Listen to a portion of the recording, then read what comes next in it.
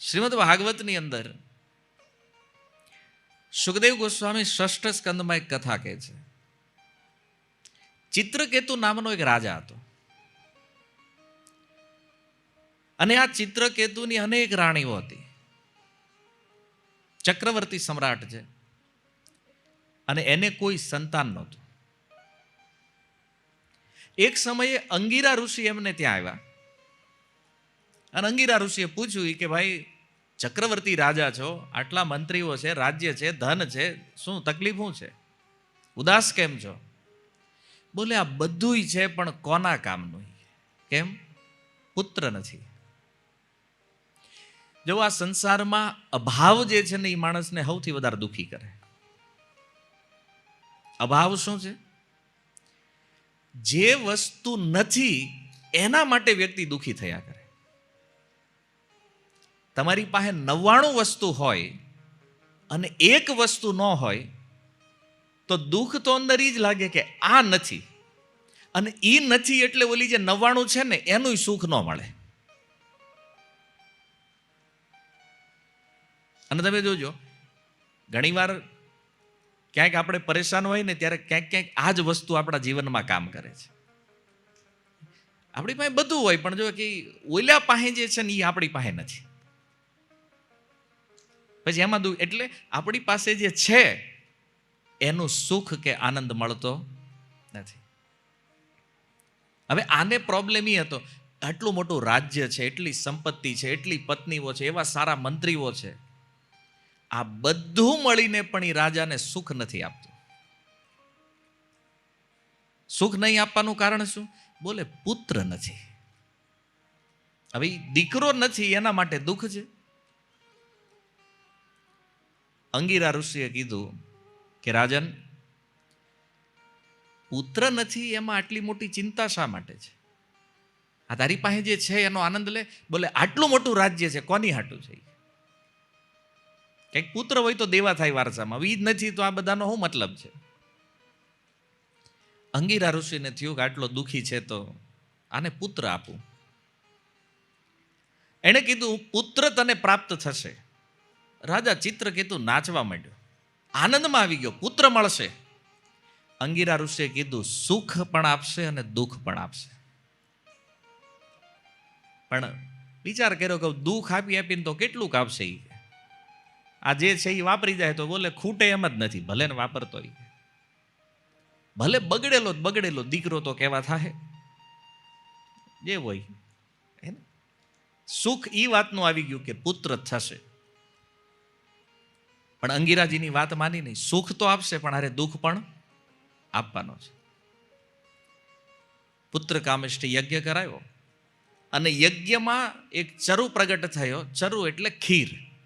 સૌથી મોટી રાણી જે છે કૃતધૃતિ એનું નામ હતું, એને ખીર આપી. એ ગર્ભવતી થઈ, એક સુંદર પુત્રને જન્મ આપ્યો. હવે એને જન્મ આપ્યો પછી રાજાનો આનંદ જે છે એ કંઈક અલગ લેવલ ઉપર હતો. તો હવે એ રાણીની પાસે રહેવા માંડ્યો. રાજ્યનું કામકાજ મંત્રીઓને આપી દીધું, રાજ્ય તમે સંભાળો. બીજી જે રાણીઓ હતી એની પાસે જવાનું બંધ કરી દીધું. બસ આ પુત્રને એની માતા એ બેને જ ટાઈમ આપે પૂરેપૂરો.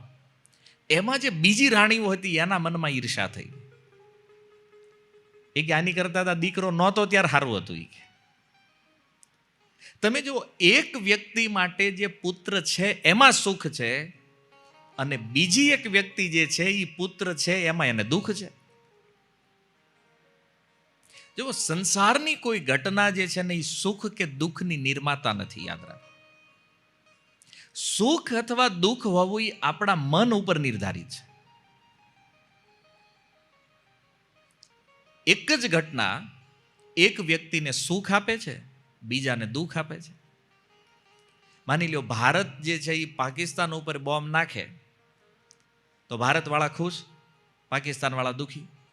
અને પાકિસ્તાનવાળા જો ભારત ઉપર બોમ્બ નાખે તો પાકિસ્તાનવાળા ખુશ, ભારતવાળા દુઃખી. ઘટના તો બોમ્બ ફેંકવાની છે, સમજાય? તો એક વ્યક્તિ માટે જે સુખ છે એ બીજા માટે દુઃખ છે. કારણ એમાં પણ એ જ સિદ્ધાંત લાગુ પડે. આ મારો દેશ છે, એટલે એના રિલેટેડ ઘટના છે તો સુખ આપે છે, અન્ય દેશની ઘટના દુઃખી કરે છે. તો અહીંયા પુત્ર જન્મ એક રાણી અને રાજા માટે સુખ છે અને અન્ય રાણીઓ માટે આ દુઃખ થઈ ગયું. બધી રાણીઓએ મીટિંગ કરી નક્કી કર્યું કે આની કરતા હતા નહોતો ત્યારે સારું હતું. કમસે કમ આપણા વારામાં રાજા ટાઈમ તો આપતા હતા. હવે તો આપણી દાસીઓ કરતા આપણી સ્થિતિ ડાઉન થઈ ગઈ છે. આપણા ઘરે જે નોકરાણીઓ છે, આ દાસીઓ, એ રીતે સાંજે ઘરે જાય તો એને એના પતિનું સુખ મળે છે. આપણે તો એ નસીબમાં નથી. તો બધી રાણીઓએ મીટિંગ કરી નક્કી કર્યું આ આપણા પ્રોબ્લેમનું જડ મૂળ કારણ શું છે? બોલે આ દીકરો જે આવ્યો છે. તો એક કામ કરો, આને જ મારી નાખો. આ દીકરો જ નહીં રહે, માથાકૂટ જ નહીં રહે કઈ. તમે વિચાર કરો,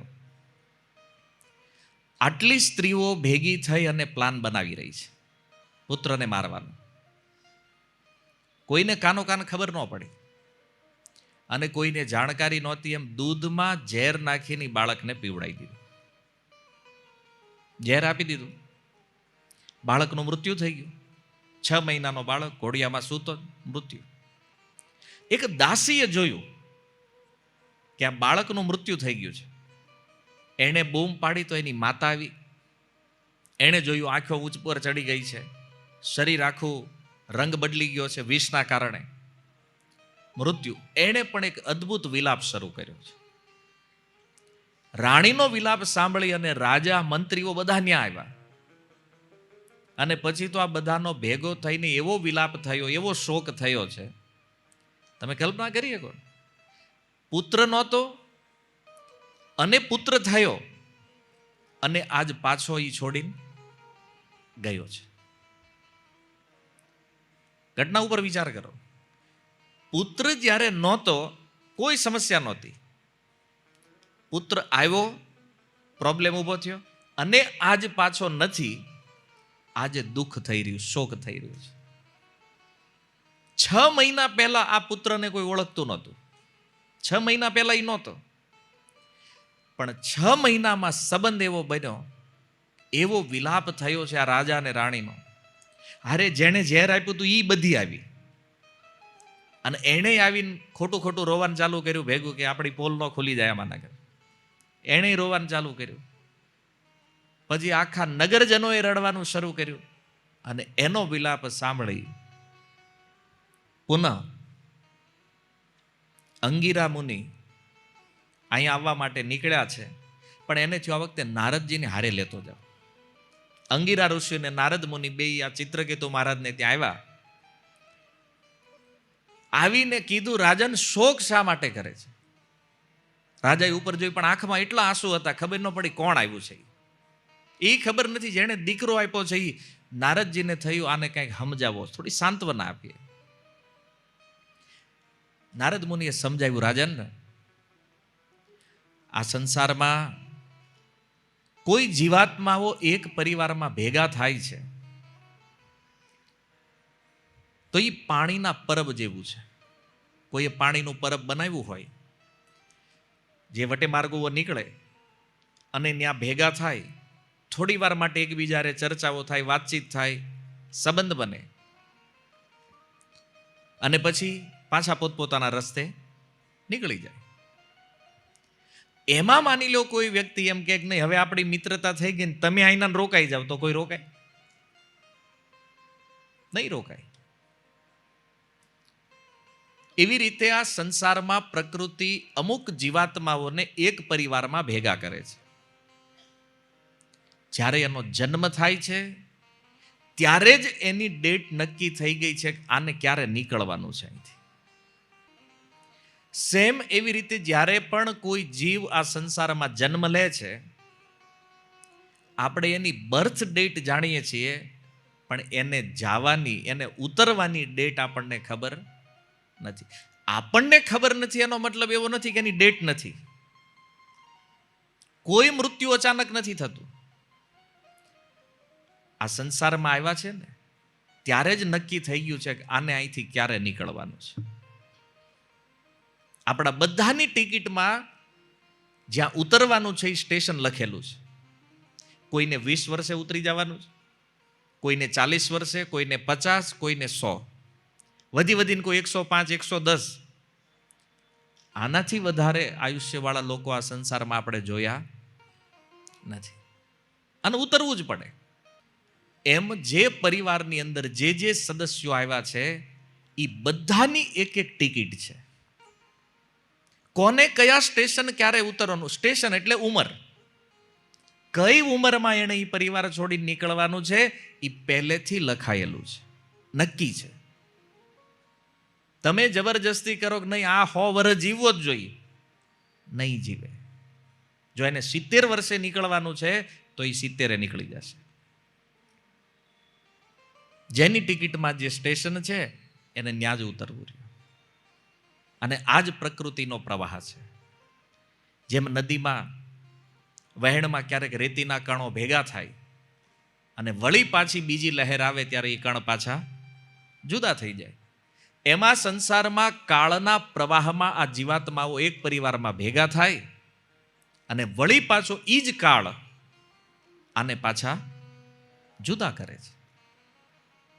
શોકનો વિષય નથી. નારદ મુનિ સમજાવે છે. પણ ચિત્રકેતુ મહારાજને કોઈ વાત પલ્લે પડતી નથી. શું કામ? કે શોક જ્યારે થાય ને ત્યારે માણસ જ્ઞાન લેવાના મૂડમાં ન હોય. દુઃખ જ્યારે હૃદયમાં હોય ને, અને વાત પણ સત્ય છે. ચિત્રકેતુની પત્ની જે છે એ વિધાતાને દોષ આપી રહી છે કે તમારે જો આ દીકરો લઈ લેવો તો દીધો હું કામ? પણ જેણે આપ્યો છે એનું વિધાન તમે જાણતા નથી. ગીતામાં પણ ક્લિયર છે. અને અંગીરા મુનિએ કીધું હતું આ સુખ પણ આપવાનો છે અને દુઃખ પણ. એવું નથી કે ભગવાન અચાનક લઈ લે છે કોઈને. આ બધું શાસ્ત્રોમાં ભગવાને લિખિત આપ્યું છે. સમસ્યા એ છે કે આપણે વાંચ્યું નથી, આપણે સાંભળ્યું નથી. સંસારની પ્રવૃત્તિઓમાં આપણે એટલા વ્યસ્ત છીએ કે જીવનના પરમ સત્યને સાંભળવાનો આપણી પાસે સમય નથી. અને આ વાસ્તવિકતા છે. દુઃખ એટલે લાગે છે. એવું નથી ભગવાન આ બધું અચાનક કરે છે. આ બધું જ્ઞાન ગીતા, ભાગવત, રામાયણ, પુરાણો, વેદ, ઉપનિષદ આ બધામાં લખ્યું છે. જીવનની હરેક વાતોનું નિરૂપણ આ શાસ્ત્રોમાં છે. આપણી પાસે સમય જ નથી. કોઈને કે સત્સંગ અહીંયા થાય જાવો ને, આપણે શું કામ છે? જે પણ મનુષ્ય આ સંસારમાં છે આ બધાને સત્સંગની આવશ્યકતા છે. ન કેવલ જન્મ મૃત્યુ માટે, જીવન જીવવામાં પણ નાની મોટી સમસ્યાઓ જે આવી રહી છે. આજે તમે જુઓ, કોઈ પણ વ્યક્તિને પૂછો તમે, મોસ્ટ ઓફ બધા ડિપ્રેશનમાં જ છે. શું કામ? આજે એક પેઢી પાછળ વયા જાવ, કોઈ નતું ડિપ્રેશન? નથી. અને ઈ ટ્રેનમાંથી ઉતરવાનું જ ક્યારે? ટિકિટ તો છે, તારીખ નથી એમાં. ભાઈ જીવીએ છીએ આપણે બધા શ્વાસ, બનીએ કે કાલ આપણામાંથી જ કોઈ ન હોય. આપણી પાસે કોઈ કન્ફર્મેશન નથી, છતાં કેટલું આરામથી જીવન ચાલી રહ્યું છે. જો સત્સંગ વગરનું જીવન જે છે આ પશુ સમાન છે. શું કામ સત્સંગમાં આવવું જોઈએ? અચ્છા, તમે ભજન કરો કે ન કરો એ કોઈ મેટર નથી. સત્સંગમાં આવવું એટલે જરૂરી છે કે આ મનુષ્ય જીવનનો ઉદ્દેશ્ય શું છે, કમસે કમ આની જાણકારી મળે તો બનીએ કે ક્યારેક સહી માર્ગ ઉપર ચાલવાનો પ્રયાસ કરે. શું જાણીએ છીએ આપણે ધર્મના વિષયમાં? શું જાણકારી છે આપણને આપણા જીવનના વિષયમાં, આપણા સ્વરૂપના વિષયમાં?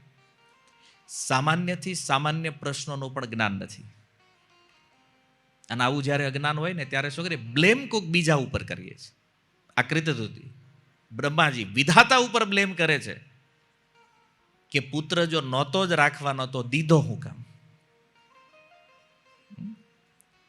અને વિધાતાને કહે છે તમે એટલા કઠોર, તમારામાં દયા નથી રહ્યા. મારા 6 મહિનાના કુમળા બાળકને તમે લઈ લીધો, તમારે શું જરૂર હતી ને? હવે આ એક એવી અદ્ભુત વસ્તુ છે. આપણા ઘરે જ્યારે આ બને છે તો આપણને એવું લાગે છે કે હવે ભગવાનમાં દયા નથી, વિધાતામાં દયા નથી રહી. અને આની આ ઘટના જો કોઈ બીજાને ત્યાં બની હોય તો આપણે એને સાંત્વના આપતા હોય, ભાઈ જે લખ્યું હોય એ થાય. આ દુનિયામાં આવ્યા છીએ તો એક દી જાવું તો પડે. બીજા માટે આ જ્ઞાન આવે આપણને, પણ એની ઘટના જ્યારે આપણે ત્યાં બને છે ત્યારે તો ભગવાનમાં દયા નથી. શું આ ચિત્રકેતુનો પુત્ર એક જ મર્યો છે સંસારમાં? અરે મૃત્યુ તો આની પહેલા કેટલાય લોકોના થયા છે ભાઈ, અને એની પછી પણ થવાના છે. પણ જો આ રાણી વિધાતાને બ્લેમ કરે છે, તમારામાં દયા નથી રહી. હવે કહેવાનો અર્થ કે જ્ઞાન જો હોય ને તો શોક નહીં થાય, મૂળ વાત ઈ છે. અને બીજું જે ગીતામાં ભગવાન એક સમજાવે છે કે શોક કરવાથી આપણે પરિસ્થિતિને બદલી પણ શકતા નથી.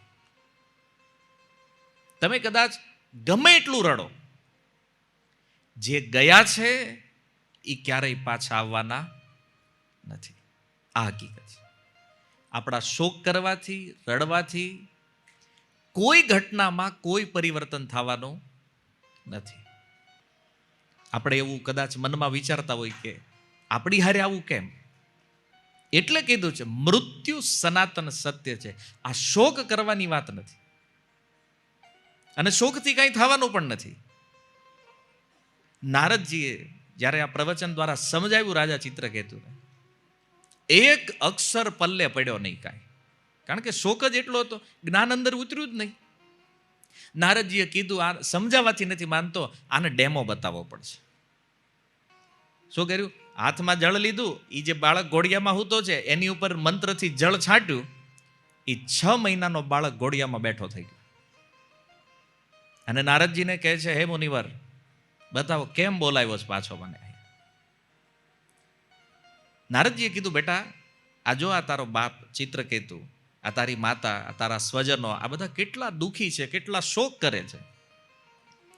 તું એક કામ કર, તું અહીં પાછો આવી જા, આ શરીરમાં રહે, આ રાજ્યનો ભોગ કર ને આ બધાને સુખી કર.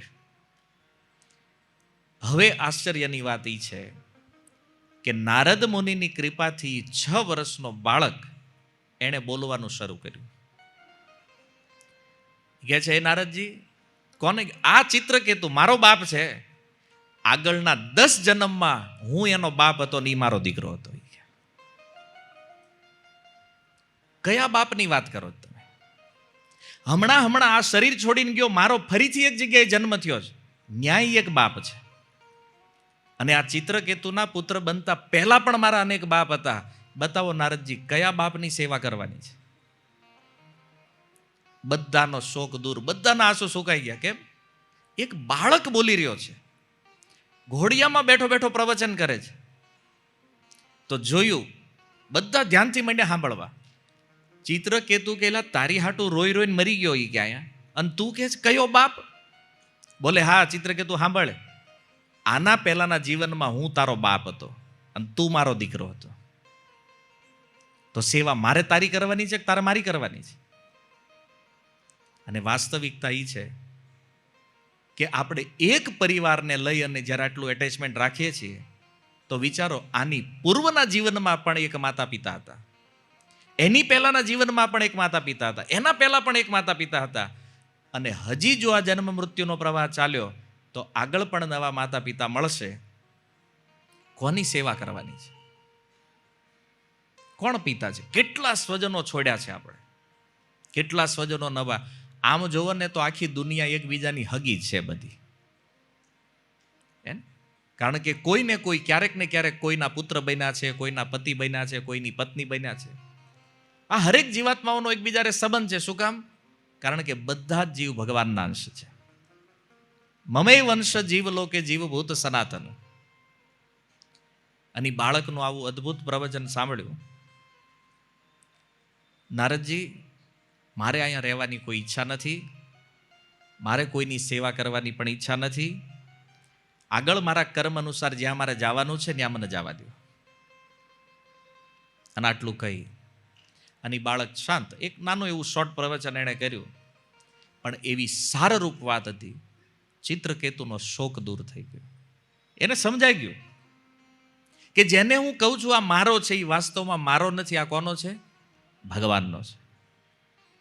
આ દુનિયામાં બધા દાવો કરતા હોય, જેવા સંસારમાં આવીએ, માતા પિતા કે આ મારો પુત્ર છે. એનો એ પુત્ર જ્યારે શાળાએ જાય ત્યારે શિક્ષક કે આ મારો વિદ્યાર્થી છે. એનો એ વ્યક્તિ જ્યારે આગળ વધે, કોઈ જગ્યાએ જોબ કરવા માટે જાય તો શેઠ કે મારો એમ્પ્લોય છે.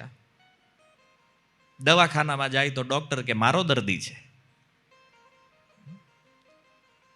વિવાહ થાય તો પત્ની કે આ મારો છે, માતા પિતા કે મારો છે. આખા જીવન દરમિયાન આ સંસારમાં બધા લોકો એમ કે આ મારો છે. અંતે શરીર સ્મશાનમાં વયું જાય ત્યારે સ્મશાનની ચિતા કહે છે આ મારો છે. ચિતા શરીરને બાળી દે, પણ ભગવાને ગીતામાં ક્લિયર કીધું, મમેવ અંશ અર્જુન, આ જીવ છે એ કોનો છે? મારો છે. આ શ્લોક બહુ સમજવા જેવો. ભગવાન કે છે આ જીવ મારો છે, અને જ્યારે જીવાત્માનો સંબંધ ભગવાન હારે જોડાય ત્યારે આ સંસારમાં આનંદ અને સુખની પ્રાપ્તિ થાય. એકવાર હૃદયથી જો કૃષ્ણને કહી દીધું ને કે કૃષ્ણ તમે મારા છો, ભગવાન કહે છે હું જીવનમાં ક્યારેય નહીં ભૂલું કે તું મારો છો. આખી દુનિયાને કીધું હું આનો છું આનો, પણ કોઈ દી ભગવાનને ન કીધું કે પ્રભુ હું તમારો છું. આ આપણે ભૂલ્યા છીએ. એટલે ગીતામાં કૃષ્ણ યાદ કરાવે છે આ જીવ જે છે ને એ મારો અંશ છે. તો જ્યાં સુધી કોઈ જીવ ભગવાન સાથે નહીં કનેક્ટ થાય ત્યાં સુધી આ જગતમાં એ ક્યારેય સુખી થવાનો નથી, અને કોઈ એને સુખી કરી ન શકે. કારણ શું છે કે સુખનું મૂળ જે છે એ ભગવાન છે. આનંદનું મૂળ જે છે એ ભગવાન છે. જો ભગવાનના એક સ્વરૂપના વિષયમાં શાસ્ત્ર કહે છે સત ચિત્ત આનંદ. સત માને શાશ્વત, ચિત્તનો અર્થ છે જ્ઞાન, અને આનંદ આનંદમયો અભ્યાસાત. ભગવાનનું સ્વરૂપ આનંદમય છે. તો ખરેખર જો આ સંસારમાં સુખ કે આનંદ જોતું હોય તો એ ભગવાન સિવાય ક્યાંય પ્રાપ્ત થાય એમ નથી. કોઈ કે ના અમે એવું નથી માનતા, તમે માનો કે ન માનો, રિયાલિટી આ છે.